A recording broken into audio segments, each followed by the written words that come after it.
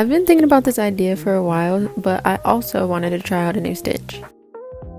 And next, I actually like to do a little bit of research, and then I jot down the general idea of what I want to do. And basically, I'm making a little sleeve for my camera. I picked out gray because I wanted it to match the way that it looked.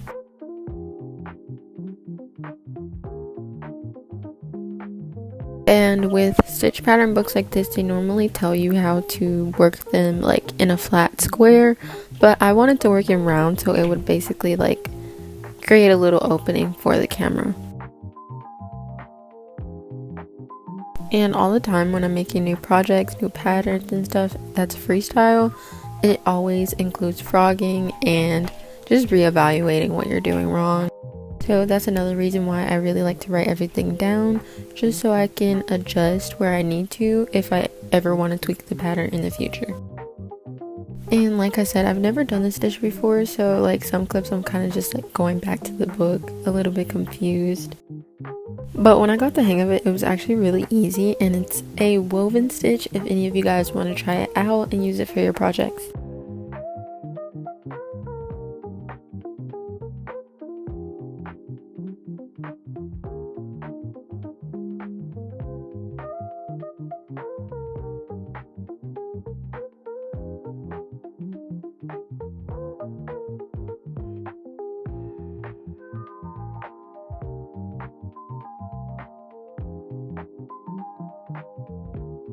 And I really didn't want to disrupt the pattern by working in rounds, so it kind of got weird at the last stitch because I thought that it would kind of shorten the sleeve a little bit, so I was kind of going back and forth about what I wanted to do with the design.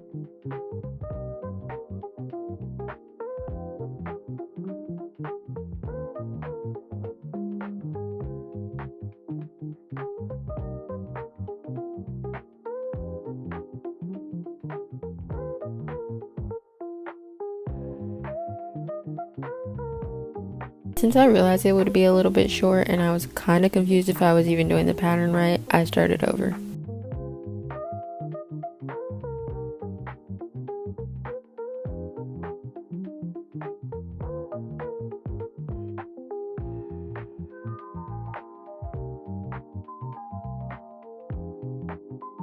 This time I chained a different amount because, like I said, we're working in round, so it's not the same as me doing a flat version of the stitch.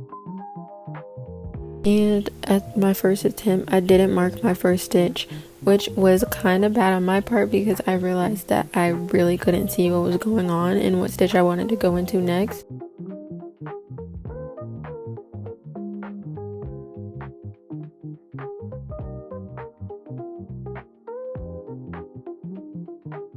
But from here on out, I was fine. I was like, yep, this is it. This works out and it looks good.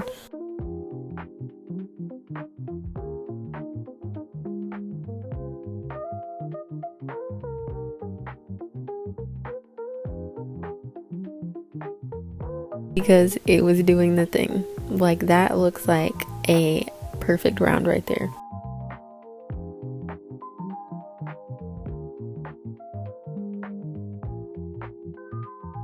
So now that I kind of get it a little bit more myself, if you guys want a tutorial on some different stitches, like how to work in rounds and stuff like that, I'll definitely make that in the future. And yeah, then I went back to my little book and I wrote down what I actually wanted to do.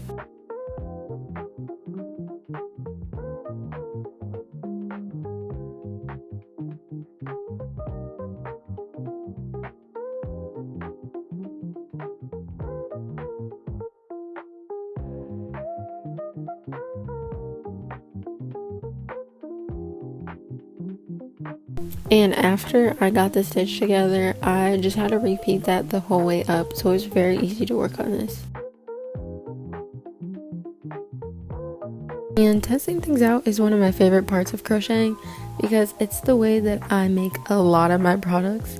And say you see inspiration online or something like that and you want to take little bits and pieces from those things or almost recycle certain ideas or certain parts of a project, if you continue to test things out and practice, you'll have a visual library of how to create whatever you want.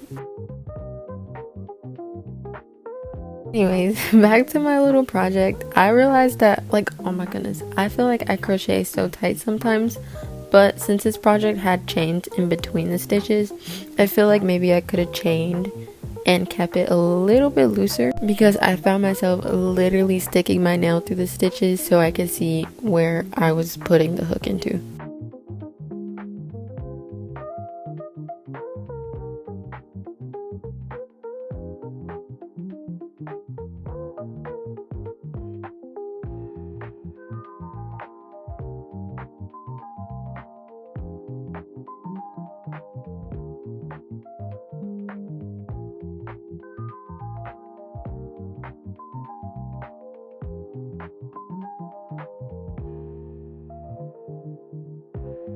So yeah, then I had a decent amount worked up, and it was very snug though. I was like, oh my goodness, how am I gonna get any camera into here, because mine isn't gonna fit in there.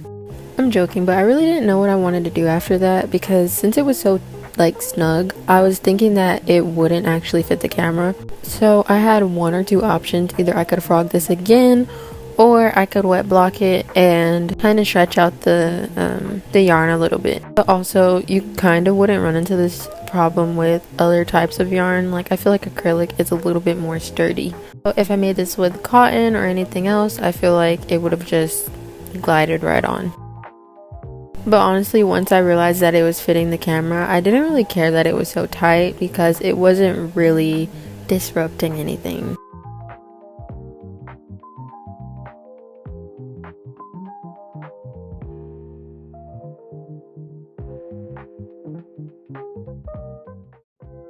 But yeah, so these next few clips is just going to be me continuing to work on the pattern, and I won't say anything. I'll finally be quiet.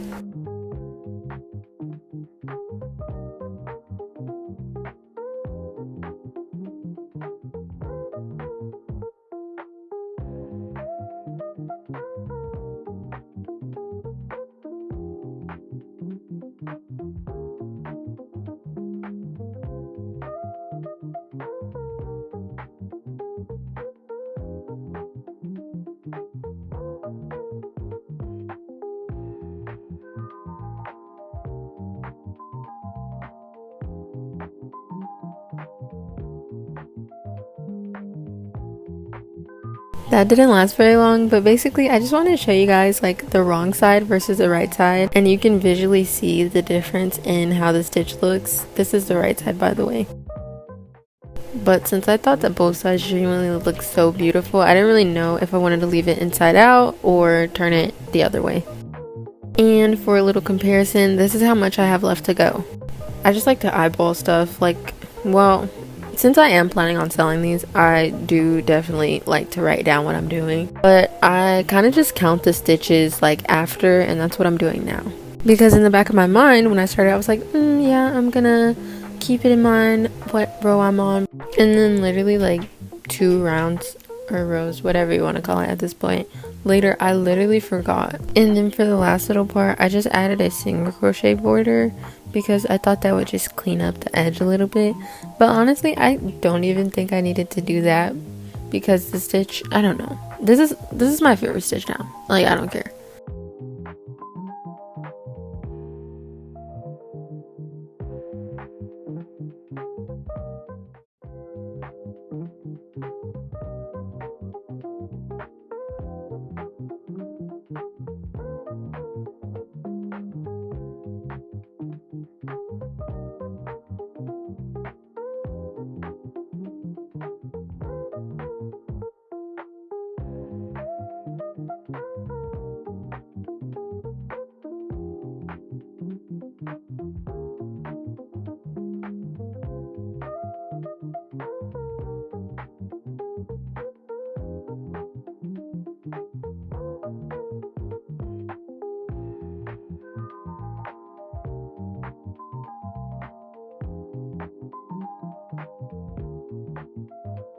So yeah, this was like, let's just call this my first attempt at making a crochet sleeve, because I didn't work it up multiple times. I did frog it at the beginning, but I easily figured out what I was doing wrong. And yeah, so this is the big reveal. This is the clean side. And honestly, since it is my first time, I don't know if I missed some stitches in the middle or if my tension got a little bit tighter, but there's like a little dip in the center. I don't know if you guys realized, but yeah. Anyways, I was all fine with it because it still looked great to me. But now, watch me struggle a little bit to put it on the camera. I got stuck, but I definitely am one of those people that'll be like, oh yeah, over time it'll loosen up just as is, no blocking needed, whatever, you know what I mean?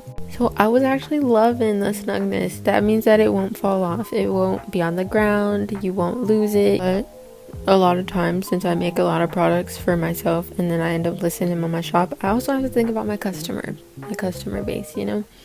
So that's why I have variations of the sleeve now. I have the more snug fit like I like, and then I have a looser fit. And yeah, I just wanted to add a little applique at the end so I could spice it up a little bit. So I decided on a little pink heart to match my camera. That's why I'm also putting the option on my shop to get a different color than just gray and pink, because if someone else wants one and they want to do a little bit of a different color combination, they can do whatever they want. But eventually I am going to make the other variation of the sleeve in a different color so that they can see a little side-by-side comparison. There'll be some other cute little heart patterns in the description for you guys if you want to follow along or make a heart keychain or anything like that. So make sure you check that out.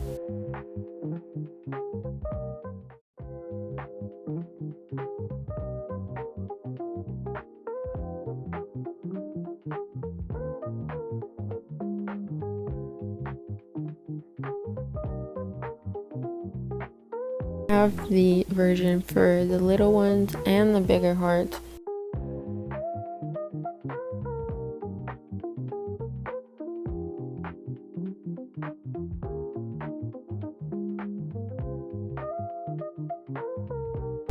And this one specifically, I think I ended up frogging this heart because I was like, why does it look like that?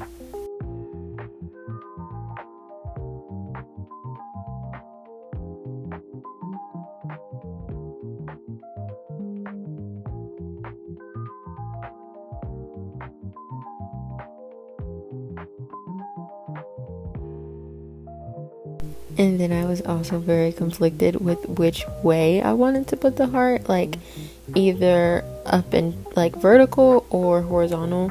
Yeah, okay, I did frog it and I made one more and it just looked better to me for some reason. I don't know. Do you guys see the difference of the other one? Yeah. Then sometimes I like to ask for like outside opinions on what people think. So I definitely did ask some people, oh, like, do you think it looks better up or down? I mean, like vertical or horizontal.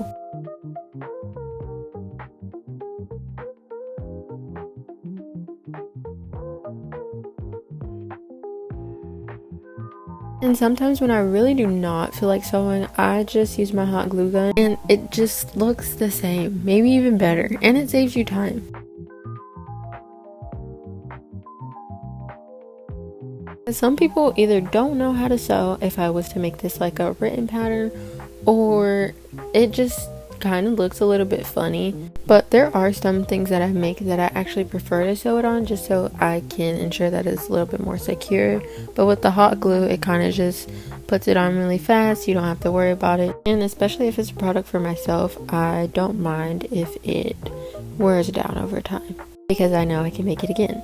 But yeah, like when I'm selling things like on my straps for my bags and stuff, I definitely like to sew my flowers on. It's a little bit more time consuming, but I think it's just better for the process in my opinion. And then for my Kindle sleeves, those are a little bit more basic and simple. It's not much sewing. It's like a little, I don't know, like a daisy or a strawberry on there. So I do just glue those down instead of sewing. But I know it looks like it was taking a little bit longer for this specifically, but I was just moving very slow, so the glue was drying fast.